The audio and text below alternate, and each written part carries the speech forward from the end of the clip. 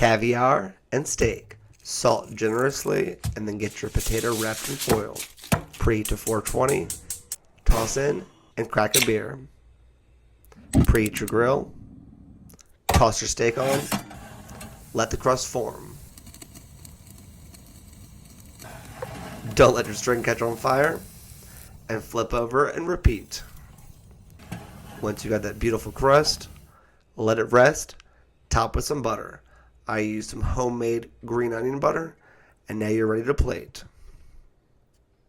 Pop that golden caviar. Look at those pearls. Now you gotta try a little bit. Delicious. Offer some to your baby. And then load up your baked potato. Look at that.